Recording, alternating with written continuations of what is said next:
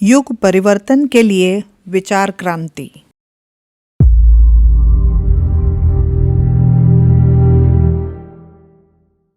एक समय था जब अवांछनीय व्यक्तियों या तत्वों को हटाने के लिए प्रधानतया शास्त्र बल से ही काम लिया जाता था। तब विचार शक्ति की व्यापकता का क्षेत्र खुला न था।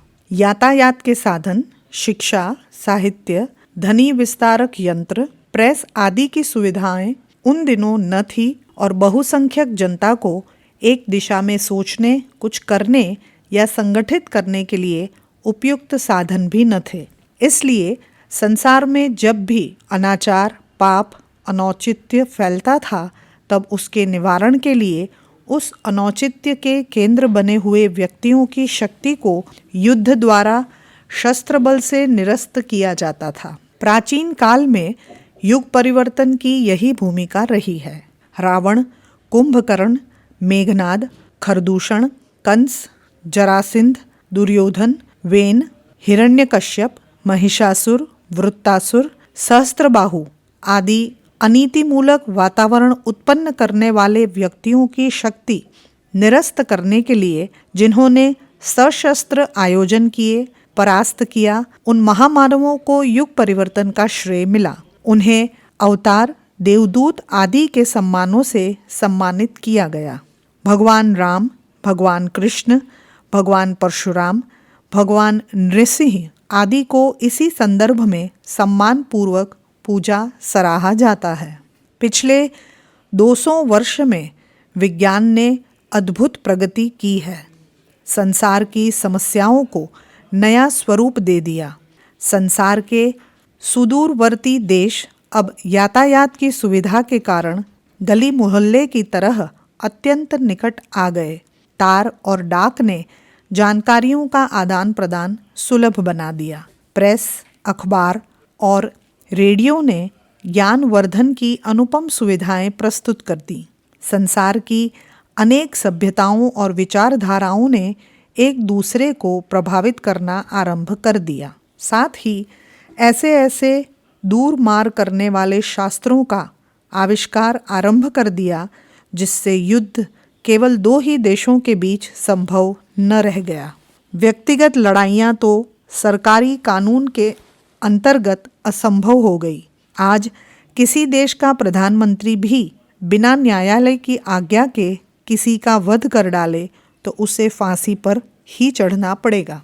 इसी प्रकार युद्ध भी अब इतने महंगे और जटिल हो गए जिन्हें करने की हिम्मत सहसा पड़ती ही नहीं। पुराने ज़माने में योद्धा लोग तलवार से एक दूसरे का सिर काटकर परस्पर निपट लेते थे, पर अब तो देश की समस्त जनता को प्रकारांतर से अपने देश की युद्ध व्यवस्था में भाग लेना पड़ता है। युद्ध के अस्त्र शस्त्र तथा क्रियाकलाप भी इतने महंगे हैं कि एक सैनिक को मारने में प्रायः हजारों रुपया खर्च पड़ जाता है। फिर विजयी सैन्य सफलता में ही नहीं होती, उसके पीछे अंतर्राष्ट्रीय गुटबंदी और सहायताएं, सहानुभूतियां भी काम करती हैं। इस विज्ञान युग में पिछले 2 युद्ध अनंत सहारक साधनों से लड़े गए, फिर भी उनसे कोई प्रयोजन सिद्ध नहीं हुआ। समस्याएं ज्यों की त्यों आज भी मौजूद है, जो इन युद्धों से पहले थीं और जिनके लिए ये युद्ध लड़े गए थे। तीसरा युद्ध तो और भी भयावह होगा। उससे मर्ज और मरीज दोनों ही साथ साथ समाप्त होंगे। अणुयुद्ध में कोई देश किसी को नहीं जीतेगा, वरन संसार की सामूहिक आत्महत्या का ही दृश्य उपस्थित होगा। कहने का तात्पर्य इतना भर है कि प्राचीन काल में अनीति एवं अनुपयुक्त परिस्थितियों के मूल कारण बने हुए कुछ व्यक्तियों को निरस्त कर देने से वातावरण बदल जाता था, पर अब वैज्ञानिक प्रगति ने इस संभावना को समाप्त कर दिया। पहले कुछ शक्तिशाली शासक ही भला बुरा वातावरण बनाने के निमित्त होते थे। अब जनता के हर नागरिक को अपनी शक्तियां विकसित करने और उपयोग करने की ऐसी सुविधा मिल गई है कि वह स्वयं एक स्वतंत्र इकाई के रूप में समाज पर भारी प्रभाव छोड़ता है। आज जो पाप, अनाचार, दंभ, छल, असत्य, शोषण आदि दोषों का बाहुल्य होने से समाज में भारी अव्यवस्था उत्पन्न हो रही है, उसके लिए किन्हीं अमुक व्यक्तियों को दोषी ठहराने या उन्हें मार काट देने से समस्या का हल नहीं हो सकता। अब विचार परिवर्तन ही एकमात्र वह आधार रह गया है जिसके माध्यम से विभिन्न प्रकार के कष्टों का सृजन करने वाले दुर्गुणों को निरस्त किया जा सके और न्याय तथा शांति की स्थापना की जा सके। इस युग की सबसे बड़ी शक्ति शस्त्र नहीं रहे, वरन उनका स्थान विचारों ने ले लिया है। चूँकि अब शक्ति जनता के हाथ में चली गई है, जनमानस का प्रवाह जिस दिशा में बहता है उसी तरह की परिस्थितियां बन जाती है। इस जन प्रवाह को शस्त्रों से नहीं, विचारों से ही रोका जा सकता है। इस बात में तनिक भी अत्युक्ति नहीं समझी जानी चाहिए कि अब शस्त्र युद्ध का जमाना चला गया। आज तो विचार युद्ध का युग है। जो विचार प्रबल होंगे वे अपने अनुकूल अनुरूप परिस्थितियां उत्पन्न कर लेंगे। इस तथ्य को और भी अच्छी तरह समझने के लिए पिछली 2 शताब्दी की कुछ राज्य क्रांतियों पर ध्यान देना होगा। कुछ शताब्दी पूर्व संसार भर में राजतंत्र था, राजा शासन करते थे। उस पद्धति की अनुपयुक्तता रूसों आदि दार्शनिकों ने प्रतिपादित की और अपने ग्रंथों में बताया कि राजतंत्र के स्थान पर जनतंत्र स्थापित किया जाए। उसका स्वरूप और प्रतिफल भी उन्होंने बताया। यह विचार जनमत को प्रिय लगा। फलस्वरूप एक के बाद एक राजक्रांति होती चली गई। जनता विद्रोही बनी और राजतंत्रों को उखाड़कर उनके स्थान पर प्रजातंत्र स्थापित कर लिए। यूरोप, अमेरिका, एशिया, अफ्रीका के अनेक देशों में एक के बाद एक प्रजातंत्र का उदय होता चला गया। जनता ने सशक्त राज सत्ताओं को जिस बलबूते पर पलट डालने में सफलता पाई, वह उनकी विचारणा ही थी। प्रजातंत्र की उपयुक्तता पर विश्वास करके साधारण लोगों ने राजतंत्र उलट दिए। इसे विचार शक्ति की विजय ही कहा जाएगा। एक दूसरी राजनैतिक विचार क्रांति पिछले ही दिनों हुई है। कार्ल मार्क्स प्रकृति दार्शनिक ने बताया कि साम्यवादी सिद्धांत ही जनता के कष्टों को दूर करके उसकी प्रगति का पथ प्रशस्त कर सकते हैं। उन्होंने साम्यवाद का स्वरूप, आधार और प्रयोग प्रस्तुत किए। जनता ने उसे समझा। यह विचारधारा लोकप्रिय हुई। विचारशील लोगों की दृष्टि में वह उपयुक्त जंची। फलस्वरूप उसका विस्तार होता चला गया। आज संसार की 1/3 से अधिक जनता उसी साम्यवादी शासन पद्धति को अपना चुकी है और 1/3 जनता ऐसी है जो उस विचारधारा से प्रभावित हो चली है। कोई युद्ध इतनी जनता को इतने कम समय में इतनी सरलता पूर्वक किसी शासन के अंतर्गत नहीं ला सकता था, जितनी इन विचार क्रांतियों के द्वारा सफल उपलब्ध कर ली गई। यह राजनैतिक क्रांतियों की चर्चा हुई। 2 धार्मिक क्रांतियां भी विगत सहस्त्राब्दियों में ऐसी ही हुई है, जिनकी सफलता शस्त्र बल पर नहीं, विचार बल पर ही अवलंबित रही है। बुद्ध धर्म के प्रचारकों ने जत्थे बनाकर एशिया के समस्त देशों में परिभ्रमण किया। फलस्वरूप एक सहस्त्राब्दी के अंतर्गत उस समय की अधिकांश एशिया की जनता बौद्ध धर्म में दीक्षित हो गई। कुछ समय पूर्व तक चीन, तिब्बत, जापान, इंडोनेशिया, जावा, सुमात्रा, बोर्नियो, लंका आदि देश पूरी तरह बौद्ध थे। भारत के भी एक बड़े भाग में बौद्ध धर्म प्रचलित था। इस धार्मिक विजय का श्रेय बौद्ध दर्शन तथा उसकी प्रचार पद्धति को ही दिया जा सकता है। एक ऐसी ही विचार क्रांति ईसाई प्रचारकों ने की है। आज दुनिया में लगभग 1 अरब ईसाई है। 1 अरब अर्थात संसार की आबादी के 1/3। संसार के 3 आदमियों में से 1 ईसाई है। ईसाई धर्म का जन्म भी ईसा से आरंभ हुआ, पर उसे एक मजहब का रूप ईसा से कई 100 वर्ष बाद सेंट पॉल ने दिया। मिशनरियों का प्रचार कार्य तो लगभग 200 वर्ष से ही आरंभ हुआ है। इस थोड़ी सी अवधि में संसार के 1/3 भाग पर ईसाई संस्कृति का कब्जा होना युद्ध के आधार पर नहीं, विचार विस्तार प्रक्रिया द्वारा ही संभव हुआ है। राजनैतिक दृष्टि से ईसाई धर्म ने जो अनुपम प्रगति की है, इसका श्रेय उन विचार पद्धतियों को जनता के सामने प्रभावशाली एवं आकर्षक ढंग से रखना ही तो है। उपरोक्त तथ्यों पर यदि गंभीरता पूर्वक विचार किया जाए तो इस निष्कर्ष पर पहुंचना पड़ता है कि इस युग की सबसे बड़ी साधना विचार शक्ति है। जनमानस को प्रभावित कर वोट के बल से भारत में गत 20 साल से कांग्रेस शासन कर रही है। स्वाधीनता प्राप्त करने में हमारे नेताओं ने जनता के विचार निर्माण करने से ही सफलता पाई। जनमानस बदल जाए तो अपने देश का ही नहीं, किसी भी देश का शासन दूसरी पार्टी के हाथ में जा सकता है।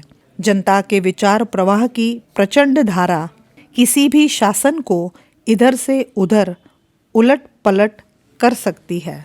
किसी शासन का जिक्र इसलिए किया जा रहा है कि वह आज सबसे बड़ी साधन संपन्न संस्था समझी जाती है। इस संस्था के माध्यम से बहुत बड़ा काम हो सकता है। इतनी बड़ी केंद्रित शक्ति होते हुए भी वस्तुतः कोई सरकार अब जनमानस की अनुगामिनी एवं दासी ही है। वास्तविक शक्ति तो इस युग में विचार पद्धति की प्रखरता पर ही आधारित है। लोकमानस जिस विचारधारा से प्रभावित होगा, वैसी ही परिस्थितियां उस समाज में विनिर्मित होने लगेगी। व्यक्ति और समाज के सम्मुख उपस्थित अगणित उलझनों और कठिनाइयों का समाधान करने, धरती पर स्वर्ग अवतरित करने एवं सतयुग वापसी लाने की आकांक्षा आज विश्व मानव की अंतरात्मा में हिलोरे ले रही है। यह आकांक्षा मूर्त रूप कैसे धारण करेगी? इस प्रश्न का उत्तर एक ही हो सकता है, जनमानस की दिशा पलट देने से। विचार क्रांति वह प्रक्रिया है जिसके आधार पर जनमानस की मान्यताएं एवं निष्ठाओं में हेर फेर करके गतिविधियों एवं क्रिया पद्धतियों को बदला जा सकता है। यह परिवर्तन जिस क्रिया से होगा, उसी क्रम से परिस्थिति भी बदलेगी। युग परिवर्तन की मंजिल इसी मार्ग पर चलने से पूरी होगी। इस निष्कर्ष पर पहुंचने में किसी को कठिनाई न होनी चाहिए कि मनुष्य जाति की व्यक्तिगत एवं सामाजिक वर्तमान कठिनाइयों का कारण उसकी विचारणाओं का स्तर गिर जाना ही है। असंयम ने हमारा स्वास्थ्य खोखला कर दिया। अनुदारिता ने पारिवारिक स्नेह सौहार्द से रहित विसंगठित बना दिया। अपराधी मनोवृत्ति ने असुरता एवं अशांति का सृजन किया। हीनता ने हमारी प्रगति को रोका। क्षुद्रता के कारण हे स्थितियों में पड़े रहे।